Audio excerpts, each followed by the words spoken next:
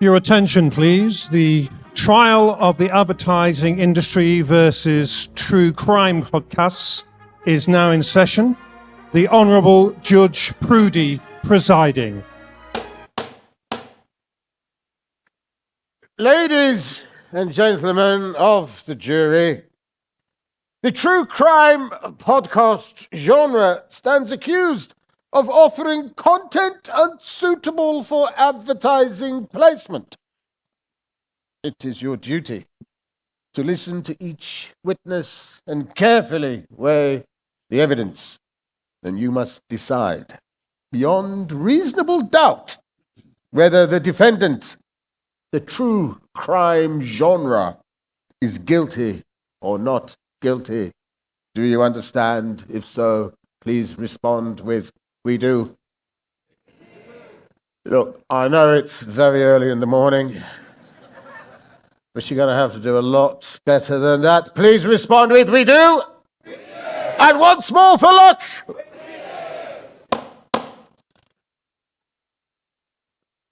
Very good. My learned friend, please summarize the case for the prosecution and make it quick. Mail, Metro, Media didn't go to the trouble of producing this playlet just to find the defendant guilty. Thank you, Your Honor. The advertising industry has always held itself to the highest moral standards, putting consumers' interests first, and as such are, of course, highly sensitive to negative brand rub. Negative what? Negative brand rub, Your Honor. In simple terms, no one wants their killer cereal brand to be associated with a serial killer. Grisly murders, kidnappings, and Cocoa Pops make strange bedfellows. So, members of the jury, I put it to you that True Crime Podcast offers content unsuitable for advertising placement. I rest my case. Thank you. Now, my learned friend, the case for the defense, and please take your time. Thank you, Your Honor. Ladies and gentlemen of the jury, as I will demonstrate, this is a simple case of ignorance and prejudice. Ignorance of the genre and its consumers, and prejudice against certain types of content. Brands that shy away from podcast ads often rely on encouraging user-generated content online, but they have zero control over it, and they have zero control over where it appears on social media feeds. Just a minute. Do you mean that if somebody places an ad, say, on the Facebooks, they have no control over what appears next to it? Exactly, Your Honor. And even brand-created content is positioned based on a user's viewing history. Viewing history? It's a record of what you've been looking at on your phone, Your Honor. A record? Oh dear. Yes, but is it possible to clear one's history? It's very simple, Your Honor. Just a swift click of a button. I see. Could you approach the bench, please? See, look, all of that. Cowboy chap. Yes, I know. On a donkey. Yes. Well, you just do that, and nobody ever knows about it. You see? Oh, yes, of course. Try incognito mode next time you're on. Yeah, thank you. Yes, well, that was most illuminating. Thank you, my learned friend. Please continue. Thank you, Your Honor. You see, the risk of negative association is no greater with true crime than, say, history podcasts. Yawn. In fact, people don't link the ads to the podcast they're listening to. Plus, they appreciate that ads are what makes podcasts free. Podcasts are free? I'm confused. Are all podcasts made by the BBC? Not quite, Your Honor. Just because they're free doesn't mean they all come from the BBC. I mean, although if you looked at this year's British Podcast Awards nominations, you might think so. Oh, yes, I'm sure. I caught most of those new podcasts on Radio 4 last year. Objection! There is no proven link between BBC Radio 4's output and BBC Sound's podcast slate. Overruled! Defense, your first witness. Your Honor, I call Gabriel Soto. I swear to tell the truth, the whole truth, nothing but the truth, so help me God. My name is Gabriel Soto. I'm a senior director at Edison Research. We know that 42% of the U.S. population, according to our True Crime Consumer Report, have tried a true crime podcast.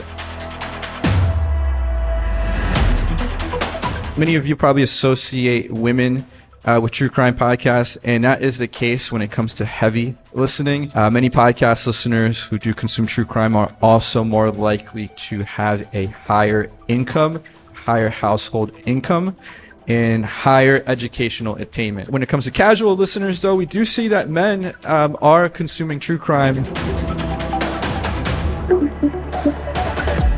You know, these are people who love the content that they're listening to. Half our listeners are actually more likely to remember a brand if it advertises on their favorite podcast. But true crime listeners are also one of the more involved listeners that get involved in cases. They're more likely to binge listen to a podcast compared to listeners of other genres. True crime does such a great job of covering, you know, this fascinating storytelling. True crime does a good job of holding people's attention. It's able to cut through the noise. I think there's a lot of data that shows how many of these true crime shows are popular, that it's able to retain attention. And that's one of the reasons why here in the United States, advertisers are willing to consider it. They're willing to jump on a true crime podcast because they have that benefit of reach. True crime consumption is very strong here in the United States. There are many true crime podcast listeners. The way they discover podcasts are through word of mouth. They're receptive to a lot of advertisement. True crime podcast listeners are also a new breed of true crime consumers. They're more likely to get involved in helping to solve cases. It's just something, a movement that advertisers should consider that they might actually be missing out on, and they should consider the benefits of jumping on a true crime podcast to spread the word of their own brand. That's very interesting. Funnily enough, I listened to one episode of Red Handed and have been strangely compelled to switch bank account, sign up to Shopify despite having no shop, and I've started wearing very sensual underwear by the name of Skims. Objection, Your Honor has no business bringing his underwear choices into this courtroom. Overruled! They actually make me feel quite energized. Defense, please. Your Honor, this hardly seems fair. I put it to you that you have made your mind up about this case. Listen, I'm here at the request of Mail Metro Media, and you're being paid by the advertising industry. So let's not split hairs, young man. Point taken, Your Honor. Defense, please call your next witness. I call Caroline Cheetham, host of chart-topping true crime podcast with over 32 million downloads, The Trial. Caroline, do you solemnly swear to tell the truth, the whole truth, and nothing but the truth? I do. Thank you. Please tell the jury about your podcast, The Trial. What's it about? So it's a podcast we launched in 2022. And the idea is that we take listeners inside a courtroom. We follow high-profile criminal cases, which people may well have heard of. We started with the trial of Lucy Letby back in 2022. Since then, We've reached 32 million listeners and we've won a number of awards. We've just now launched USA version and also one in Australia. Amazing. Can you describe the audience of the trial? What do you think it is that keeps them coming back for more? Yeah, our audience are looking for sensitive but detailed insights into what happens in really complex cases. We're trying to make courtrooms really accessible for people. It's a story, and we're trying to tell those stories in a sensitive, but journalistically integrity with integrity as well. We're currently looking at the Diddy scandal, for example, in New York. Those cases, TV and the newspapers don't have the space, the time, the capacity to go into it in the detail that we can on the podcast. So we have the freedom to do that, but we do it in a really journalistic way. Our listeners, they're not passive. They're really invested in what we do and in the journalism. They engage with us on social media and they're part of our community. There's a perception that advertising within true crime could have a negative impact on brand image or due to the nature of content. What say you? I think it's the opposite. They've always been receptive to ads in our shows because they know it supports the journalism. And I think that's the key, really, to build those positive associations with what we're doing and the brands. You've spoken about the trust that your listeners have in the podcast and in yourself. How does that trust translate when it comes to advertisements in the show? Yeah, I think that's right. I think they're trusting us to deliver accurate information in a respectful way around sensitive cases like, say, the Lucy Letby trial. And that extends then to the brands that we partner with.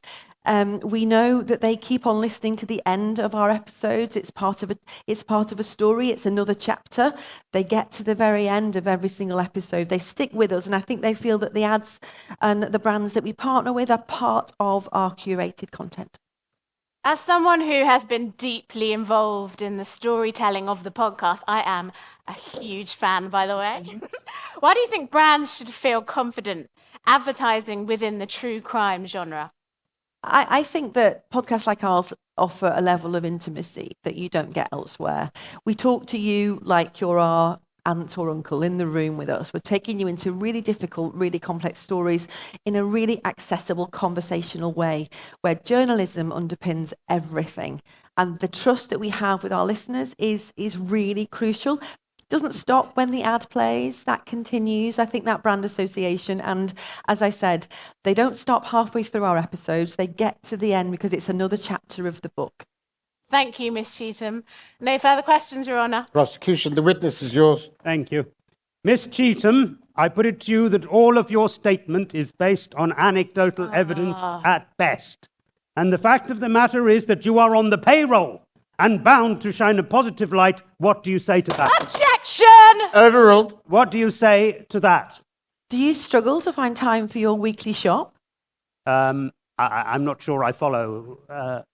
Just go to hellofresh.com/thetrial for 25% off your first 3 deliveries. Holy shit, she's good. No further questions, Your Honour. Thank you, Miss Cheetham. You may be seated. Ladies and gentlemen of the jury, as you've heard, brands willing to embrace true crime will be rewarded with an engaged, intelligent audience that views them positively. So it has to be asked, Your Honour, why more advertisers don't just take the plunge. Take the plunge. Goodness me. What is this obsession with cold water? When we were at Eton, prefects would dunk you in it as punishment. Now every Tom, Dick and Harry is squatting over an oversized bucket and rambling on about mental health. Irrelevant, Your Honour. It may be irrelevant to you, but a good spanking never did me any harm. Defence. Final witness, please. Thank you, Your Honour. I call Stacey Fuller, a brand marketing consultant and former SVP at Havas Media.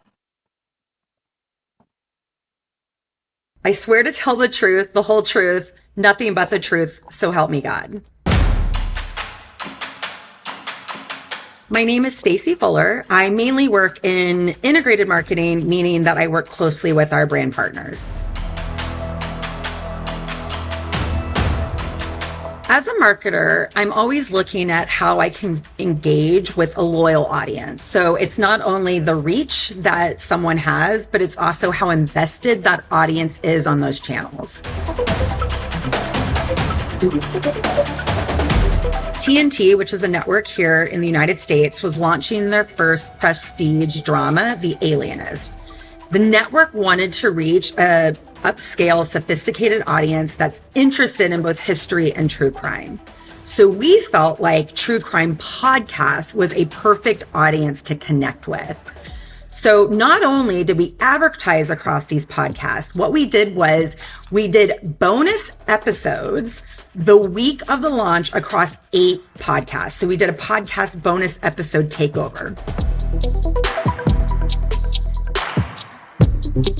We reached a combined audience of 8 million listeners, and we also became the #1 rated new cable drama the week of the premiere.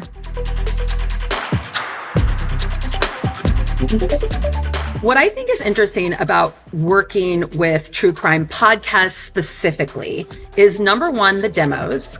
We're talking about an older, sophisticated, high household income. These are intellectually curious people, so they're a very lucrative audience to go after. Second is they're highly engaged in not only the podcast, but in the advertising. We saw that 60% of the audience does not skip advertising. And I would also say, lastly, it's an underutilized space. If you really want to break in and make an impact in podcasting, I think a lot of brands have a marketing bias that true crime is not a safe space to have your brand messaging. We know that's not true. We just did an attention study with Lumen. They see that true crime has no impact on how people feel about advertising.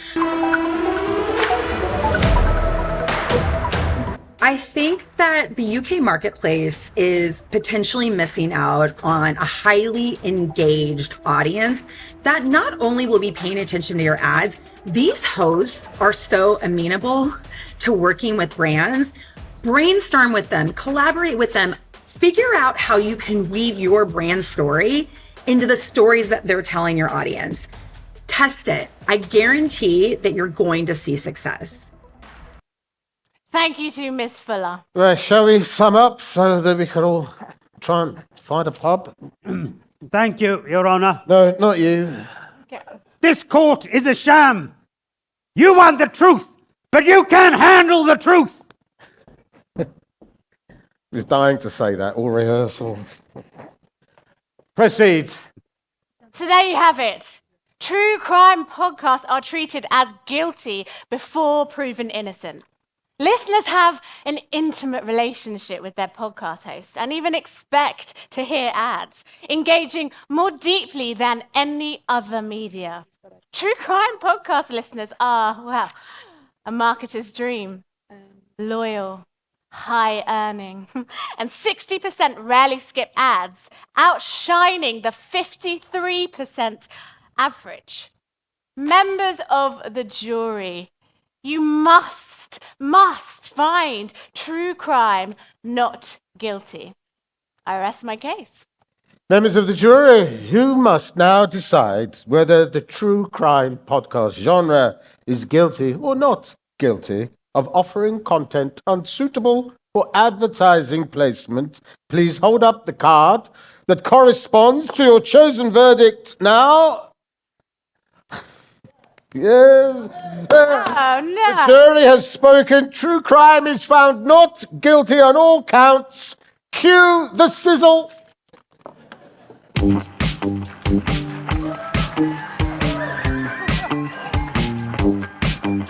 All right.